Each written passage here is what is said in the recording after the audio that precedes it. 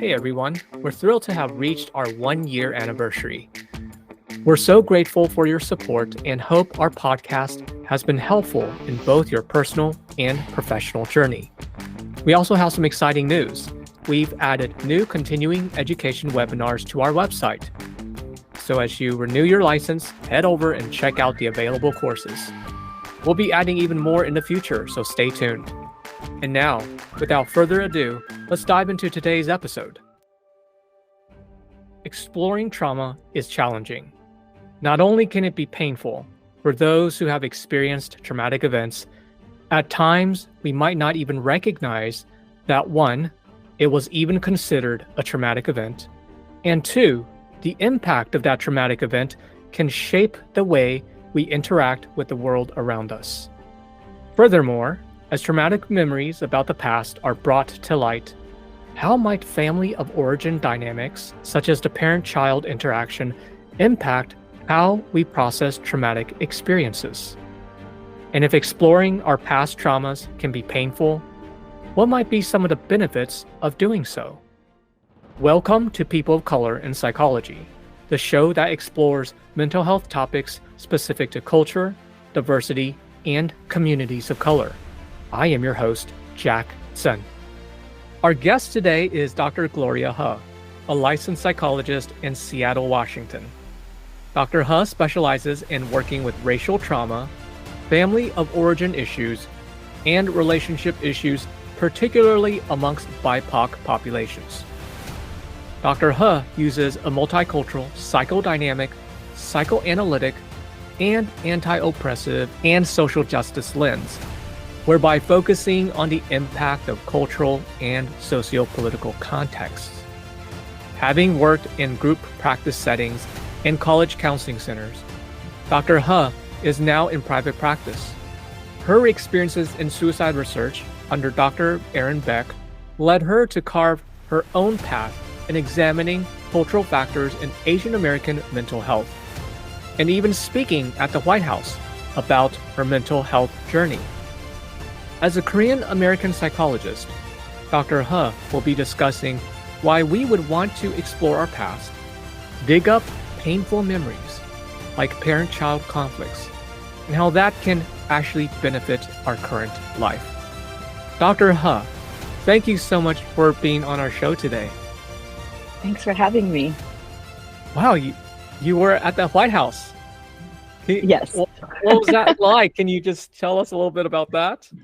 This is kind of part of my journey. When I was in my doctoral program, I had this realization that I wanted to share my story, mental health story. And there was the first ever AAPI suicide prevention conference. And my advisor at the time knew my story. We're kind of discussing more about how my mental health journey is impacting my current work. And he suggested that I go to the White House to give a personal testimony live with all these well-known commissioners, the AAPA president, so much at the White House. And it was probably one of the most impactful moments for me to publicly declare, yes, I am a person who has also suffered, and I am on my healing journey. And it felt very connecting.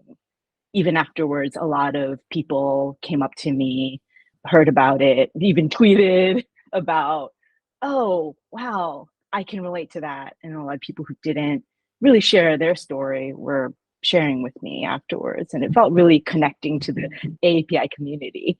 Yeah. Wow.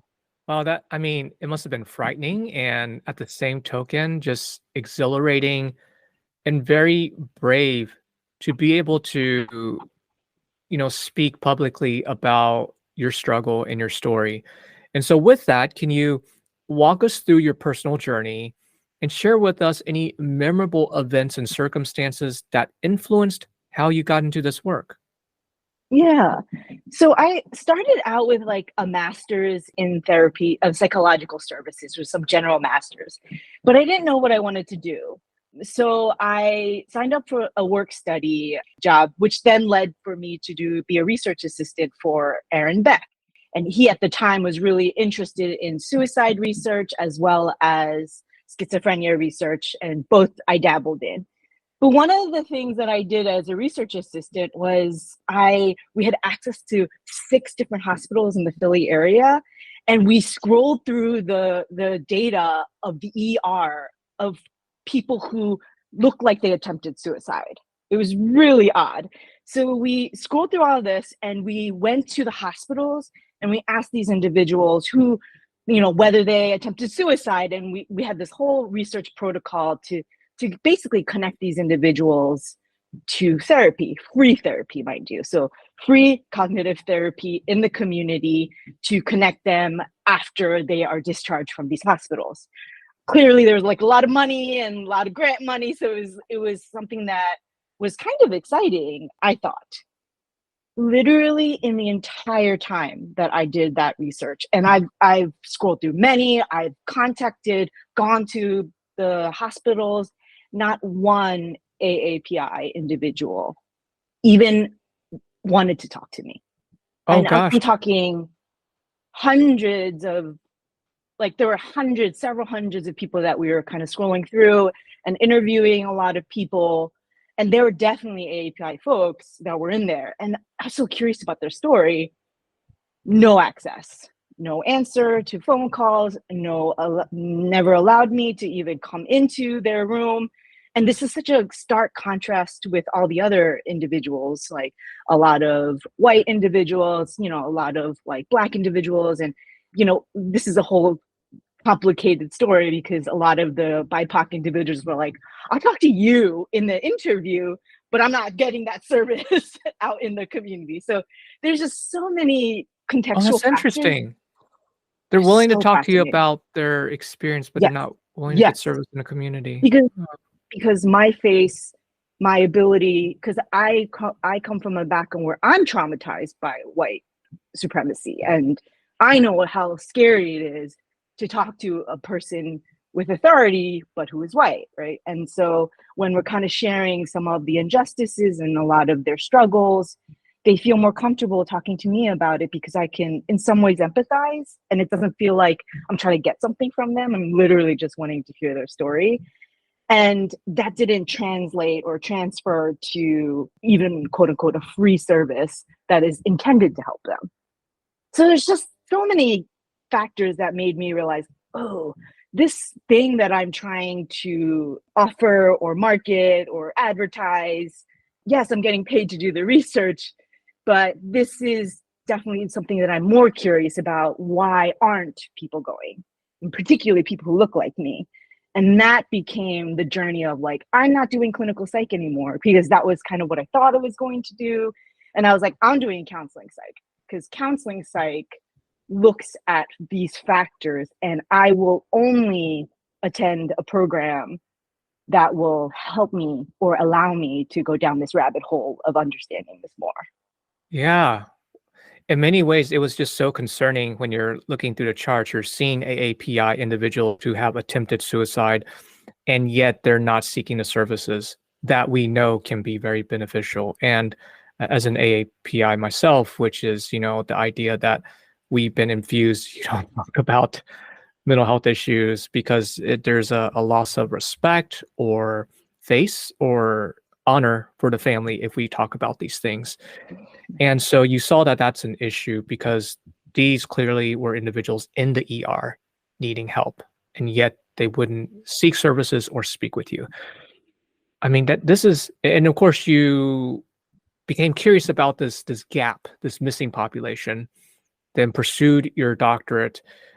Did you pursue a career in academia? So I wanted to, because when I decided to go into counseling psych, I was struggling with a lot of my own family stuff, in the sense I wanted to have some prestige, because my parents really wanted me. My dad's was a pharmacist, he retired, and my mom's a nurse. So very medical heavy family. And they really wanted me to be a doctor. And they're like, okay, no, if you're not gonna do a doctor, okay, just do pharmacy. And I was like, I'm good at all these things, but I just don't find it interesting. I'm more interested in, the creativity of exploring emotions. Anyway, so I was like, okay, fine, I'll do academia because that's more prestigious than just, being a practicing clinician. So I kind of went that route, and I love statistics. I mean, I can geek out, nerd out, and I love that aspect. And that's why the research aspect of my work with Aaron Beck was so fun. I found that, yeah, I could get lost in numbers, but what it just made me go further and further away from my desire, which is like, I want to connect to the people. And this leads to why the White House was so important, was because what I talked about at the White House, right? I was in my late 20s, early 30s.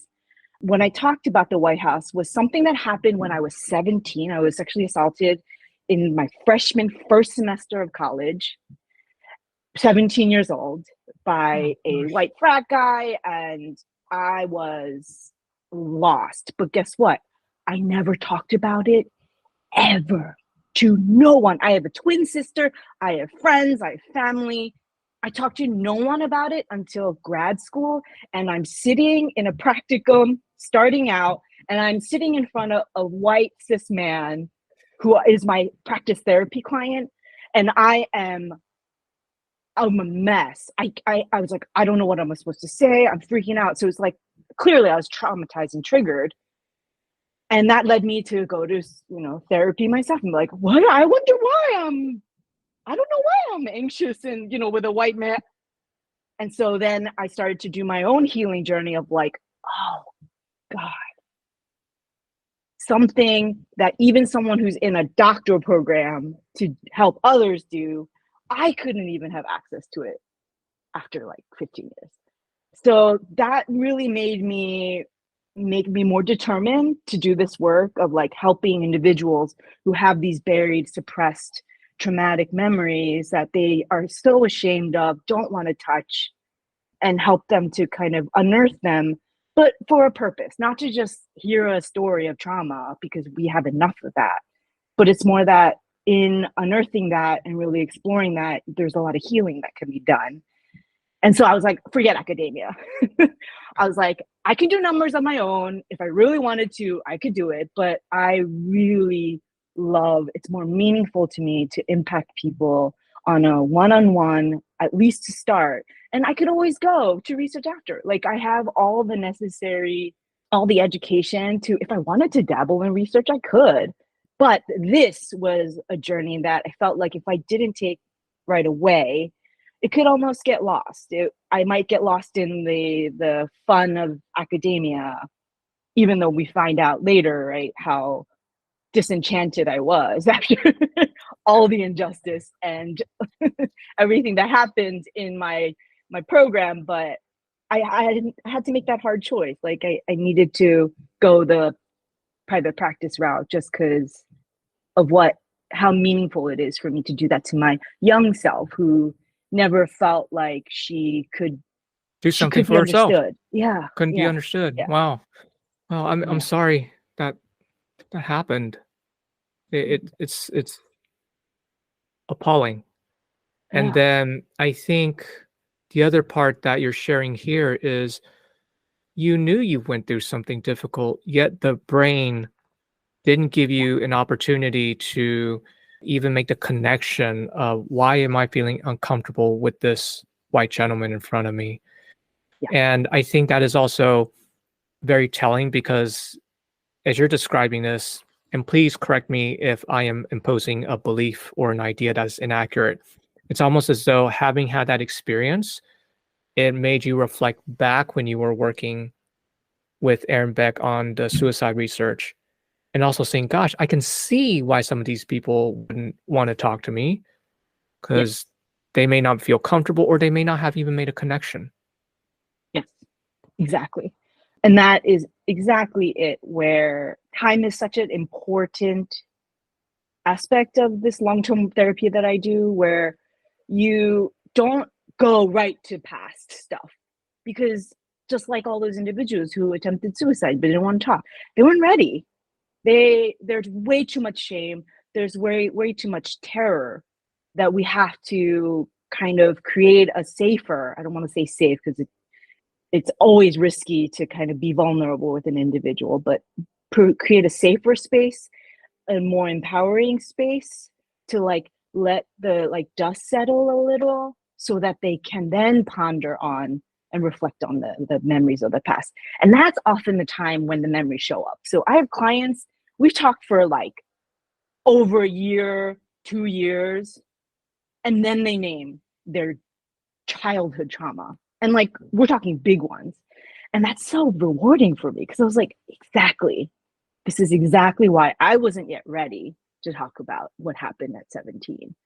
And thankfully, I found a way, my body found a way to get enough support, build enough of a understanding of myself, and, you know, to be able to then explore that trauma. But it's often like a timing thing where you can't rush it, especially with trauma. You have to allow your body to be ready for it, and then suddenly the memory appears. It's quite a fascinating process. Hmm. Yeah. And because we're on this topic of your clinical work, how your experience has really informed how you do your clinical work, can you share with us what are some tips that we as therapists may consider in facilitating that timing that you've talked about so that we can draw out the client's exploration in terms of their past? The thing about my work is that it's not like, oh, someone had trauma, so I have to plan how to help that person. It's that like everyone has hurts, everyone has memories that cause deep emotional pain. Everyone that I know has some shame that is lurking in the dark somewhere. And when you kind of understand that, if you empathize with that process of like, oh, there's something that I thought was always true about myself, and I don't want anyone to know about it, but now I know about it. If you understand that, then that could translate to your empathy to the other person. It's like, I get it. Like, let your body, when you're ready, it's like when you give the person permission to say, when you're ready, like, here are resources. So when you're ready, I know a really good therapist. Or when you're ready, like, this is where you can go if you want, because you don't ever want to take agency away. But I feel like that's kind of the work of like helping even the small traumas or the small emotional hurts are really meaningful to understand how to help someone else with like going to in that direction of empathizing with their pain or Yeah, even speaking to someone else. it's like you're connecting with the human experience and thinking about hurt in a very broad and helpful context. Yeah. We all share the experience of hurt. We all experience in some degree this history that is painful, and we just don't like to talk about it and really create the space and opportunity to explore that when clients are ready. And are there, or I guess just thinking about your clinical work, what strategies do you adopt, if at all? I know you use the psychodynamic framework, and there's a whole thing about BIPOC clinicians in psychodynamic spaces, and so I'm curious just what that experience is like for you, and bringing that type of work into your therapy room when working with BIPOC clients. Yeah, that's a really good question. I had to tweak it to work for me. And I think that is for me my own empowering decolonizing journey of this work. I was so anxious about, saying too much or laughing too hard with my clients because it's not the traditional psychoanalytic, psychodynamic way of doing therapy. And I'm like, that's ineffective.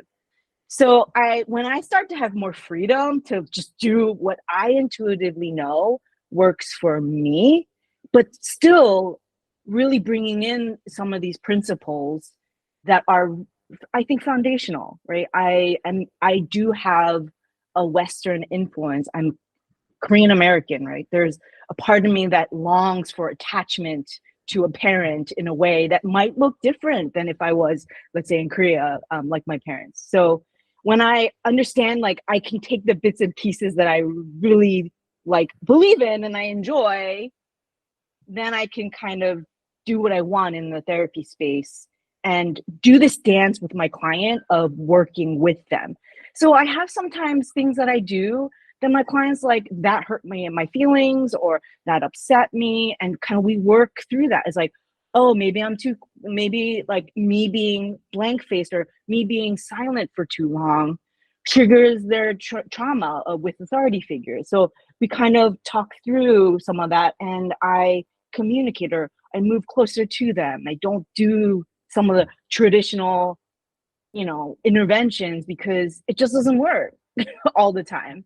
So I think it was funny because I was always known, even in all the practica and internship, I was known as like the really loud. They're like, everyone's like, other interns are like, deep and crying and grief, and like there's a lot of laughter that's coming out of my sessions. And it's not that we're not doing deep work, but it's like, we have like a window of tolerance. Like we can only tolerate a certain amount of grief and trauma, and then we need to connect on a like a light, like bring it back to the surface kind of feeling. And that is such a bonding and trust building experience with my clients that I never learned in my all of my clinical training. I couldn't agree more, because when we're thinking about just, I guess, idea of innocence, purity, children, what do? They play, they laugh. Laughter connects us. And so when you're describing being, or just being yourself, having the freedom to be able to interact and engage with clients where there is that laughter, I think that's such a beautiful experience. And in fact, when you were sharing your story of, the concept of therapeutic neutrality and having this blank slate, I remember, I couldn't help, one memory of mine, and I'm sharing this, which is I remember in supervision, psychodynamic, affiliated in training environment, I actually told my supervisor, I really wish you would show some empathy for me. Just what's with this blank slate stuff? It'd really be nice if you just show some emotions. Anyways, I just want to share, as you were sharing that. Yeah. So it's great that you were able to adapt and think, hey, how do I make this my own? So in thinking about in your career as a person of color, what were some challenges that you faced and overcame that you would be willing to share? This one I know we could spend months on. But I will say, moving against the stereotypes of what an Asian American woman is supposed to be like is probably by far the most stressful experience of grad school. I'll give you an example. So I had a professor, quote unquote, well-known professor. He asked me, like, out of, 7 of us cohort members, he asked me, oh, were you born in this country? And I'm just like, okay, that was offensive. I'll note that. And then he goes on to describe me as histrionic. And I'm, Oh, wait, I'm like, hold on. I'm taken aback here. A professor described you as histrionic? yes. He says something about like histrionic. Okay, so already offended, but I'm in the middle of class. All my like Asian background of like don't interrupt the professor, but like you can talk about it later because it's gonna bother you and you don't want that to happen again. So I took note of that after the session, after the class, and I went to his office because I was like very proud of myself. I was doing some work in therapy. I was like, I can't let this go. He needs to know. So I go to his office, and I kid you not, I tell him that that was a microaggression and hurt my feelings. His face turned red. He's like, I did not aggress. This is like a 7-year-old man just flipping out on me because I used the word microaggression and he didn't like that word. And I was like, I mean, I can, he's like, you have an accent. I'm like, what kind of accent do you hear? He explained to me. And so we just kind of go, and I was like, hey, like, this isn't going anywhere. I had to say this. This isn't going anywhere. Of course, this is what BIPOC individuals always have to do with white fragility. But I was like, this isn't going anywhere. Let's not focus on the word aggress. Just, I did not appreciate that you said that. It singled me out. It did not make me feel like, it made me feel like you were misunderstanding me based on a stereotype. And he's like, okay, I understand. I hurt you. And that case kind of like subsided. And then I was like, and you used the word histrionic. Like, come on. I was like, come on. Like, we are using that word to diagnose in a pathological way. And you show up using this word for me. I don't think I'm histrionic. And I don't appreciate that you use that word. And he was like, no, you have like, it's not that you're like the pathological histrionic. It's like you're like, it was like almost saying like you're charismatic, because I am. Well, then use charismatic, not histrionic. This is exactly right. So I was just like, but like, I'm already like flooded because like this white man is screaming at me about the word micro. So I already knew it was not safe, but I knew I needed to tell him. So we were like agreed. It's like, I won't use that word anymore. I didn't mean it in a pathological way. And like, he apologized, right? Okay, I thought that was okay, right? Guess what? So I tell my lab group, my advisor, who is also a Korean American professor. So he and a bunch of other Asian American or Asian Canadian, a lot of individuals were in the lab. And I was telling the story about this professor, and I was like, oh, I have hope. Like, this person said, sorry, it's not going to happen. And now I feel really empowered because I told someone that they microaggressed. And then like a couple months later, or maybe it's like a year later, one of the lab mates tells me that in his class, he uses my exact story as a case example and twists it around and tells the class that I went ballistic, like I flipped out. So it's just like, I can't win. I can't do this, where there's such an injustice to it, right? Like, there's no point in trying to be with this guy. Like, there's no reason to. He has power. He has everything. What am I fighting for? So I was like, I'm not going to go that route. But I noticed a lot of my suffering has been like me being assertive, or me like feeling like I deserve to be able to tell my professors when they do something and they just can't handle it from an Asian American woman. There was another case, and I mean, these just go on and on, but like one that was really traumatic for me was I was a research assistant, and a white woman, again, in her 70s. So this person was my supervisor was a white woman in her 70s. She comes back from a vacation, and mind you, most of the time what I see her doing is Sudoku. She like moves her screen every time. So she's like really never doing any work, but she goes on vacation. She comes back and she says to me, your work is subpar. I remember that word. Your work is subpar.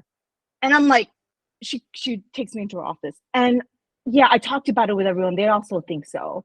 And I'm just like, I'm a doctoral student. I've never been told that my work is subpar. Like, I'm detail oriented. Like, what is up, right? So I'm like, I'm confused. What's going, like, what do you mean?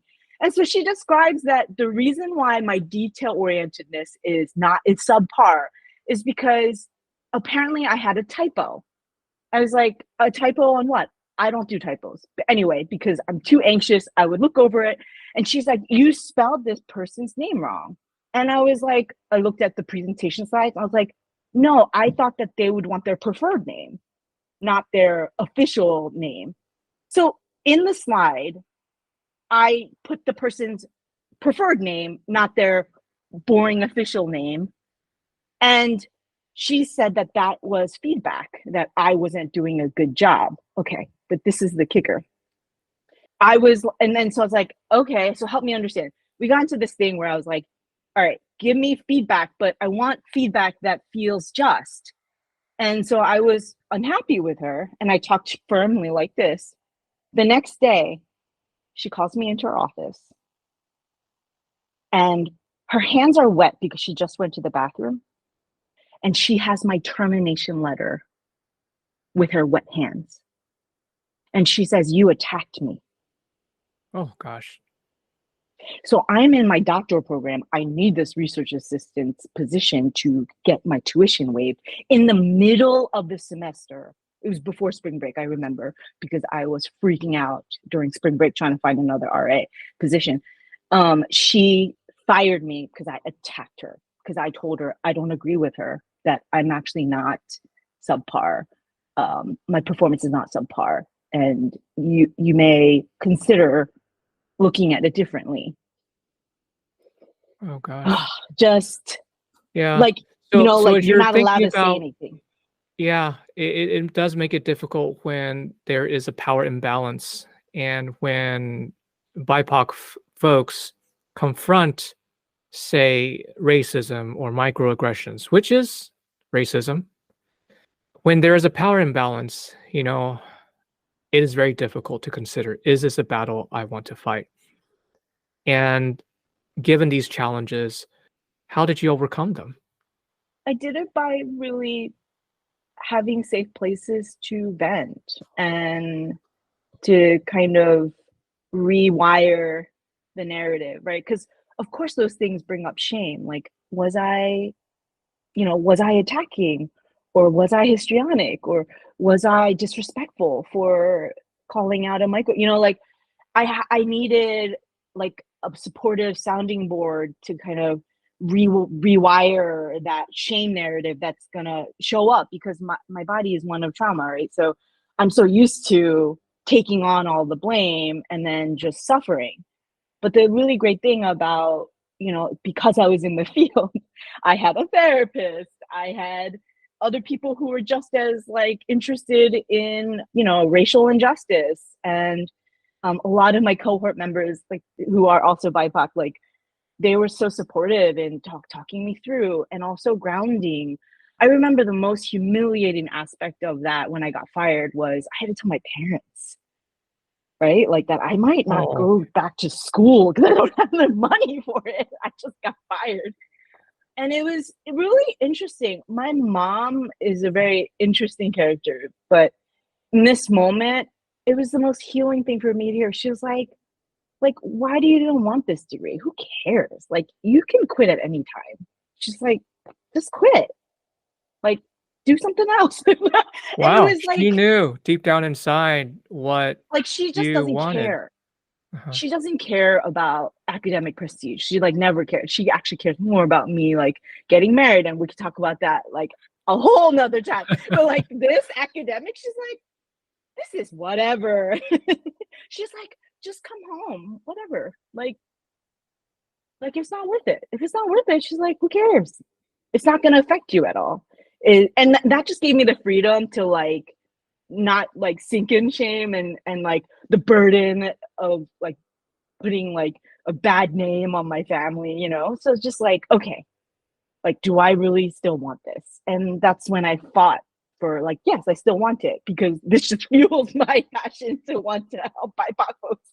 So Yeah. it got me to get a better position and finish. Yeah. Yeah. It's Yeah. in many ways I'm glad you finished, got your degree. What, obviously with that comes the challenge of getting that degree. So now that you've completed your degree, you've actually done a lot of amazing work. So for you, what does it mean to be a Korean American psychologist? Yeah, that was a really interesting question for me to sit with, because I could go a lot of different avenues, but I think what it means to me is to do think twofold. One is to be the place where BIPOC folks and a lot of Korean Americans, I deal with a lot of Korean American folks, where they can work through their stuff through me. And what I mean by that is I know in this work as a Korean American psychologist, I know I will put on the face of many abusers, but also many healers, right? So I have to be equipped to deal with rage, right? And even if it's displaced onto me, I still have to accept that that's going to be part of this process, especially with trauma.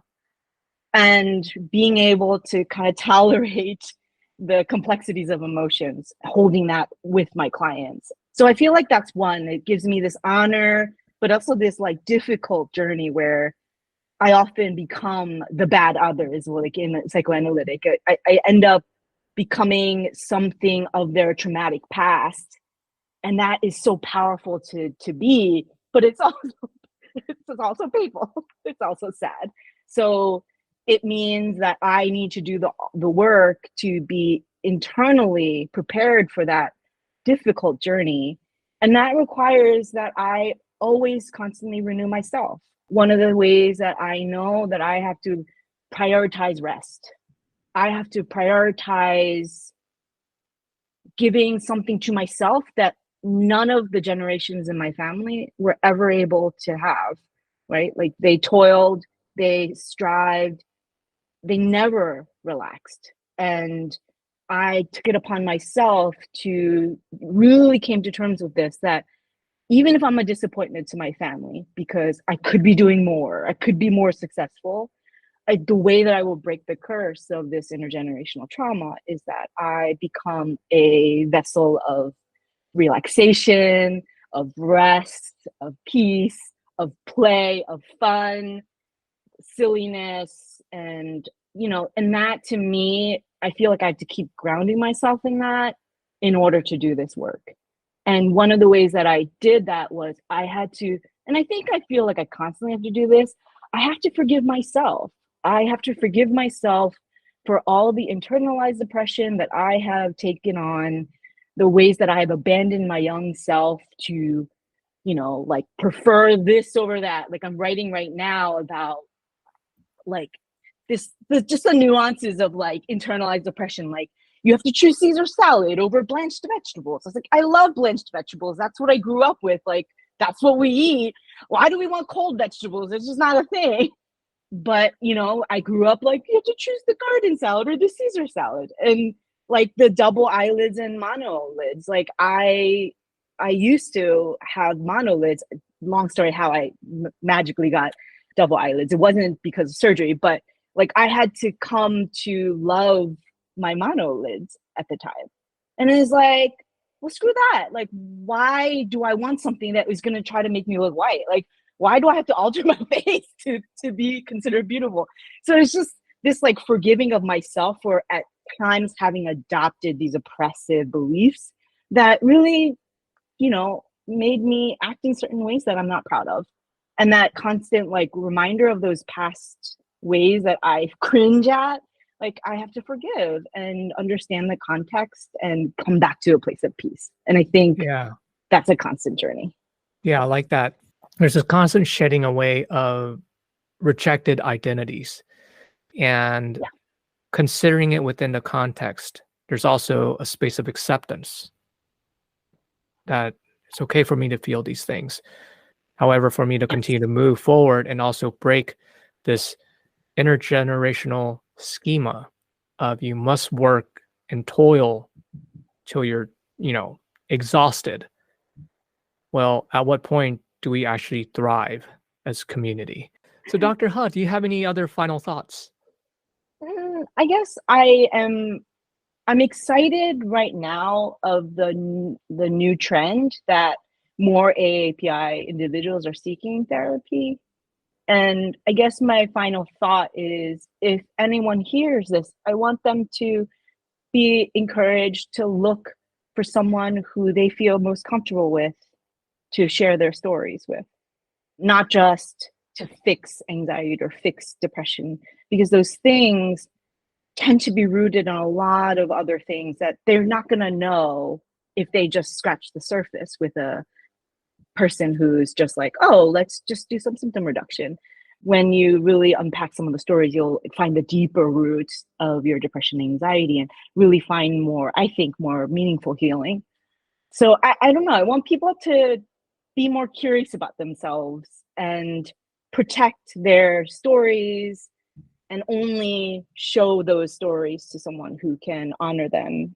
Yeah, I don't know if that sounds too abstract, but I have I do a lot of work in talking with clients who have never attended therapy. A lot of my clients and a lot of consultations are with AAPI individuals or just, individuals in the community who have never done therapy. So it's kind of really exciting and fun to kind of understand their distorted perception of what they should do with therapy and really getting them more connected to someone who can help them out a lot more if they were with someone who could help them understand themselves. Yeah. Because this Also someone who may have yeah. potentially shared experience or potentially shared context or cultural lens. Right. I think I didn't say this, and I know you already said it in the intro. So the reason why parent-child conflicts is important to dig into is they often are connected to our insecurities of our current. And a lot of times parent-child conflicts are not talked about when you're young. A lot of messages are implied. And oftentimes I find that those are rooted in current insecurities that drive them to do things that they don't want to do or makes them feel like dissatisfied with life. And so it's really fun and important to explore the family dynamics and the implied messages that come out of it that maybe the parents did not say, but they gleaned from the interaction or the experience that, like, I'm a screw up, or I'm too much, or I'm ungrateful or disrespectful. And it's so interesting how to see that shame kind of worsens or gets bigger, and then how it shows up in the current. And the more you show insight, or more that you have them have insight about how impactful those micro moments are, it's so fascinating because a lot of the anxiety and the distress lessens. It's the most, I think that's what I find really exciting about psychodynamic, psychoanalytic work, is that you don't have to tell them to do anything to change. It's like the awareness, the insight of where their pain started and how that grew makes them feel relief psychically. Yeah, they're relieving this hold, this grip that they've been trying to contain. Yeah. And they think it's straightforward, but it's not. Yeah. Well, Dr. He, I want to say thank you so much. And I know that you're a hero for a lot of AAPI folks. Not just, I mean, just modeling, for example, to stand up to racism and making these difficult choices that you have done and still continue to. So I really appreciate you being on the show today. Thank you so much. It was a pleasure, and you're really kind, and what you're doing is really exciting, and I feel inspired to continue. I feel more connected to the community talking with you, which is a joy. Great. Well, that's what we want to do, is try to build a sense of community in this idea of creating a platform for people of color in psychology. So with that, Dr. He, thank you so much for your time. Thank you for having me. A huge thank you to our listeners. If you like what you've heard, please share and subscribe to our podcast, People of Color in Psychology. Other ways to support us include registering for continuing education courses or making a one-time donation on the Multicultural Counseling Institute's website. We value your input and appreciate your continued support. You can send us an email, a message on LinkedIn, or send a voice message on our website. Until next time, I am your host, Jack Sun.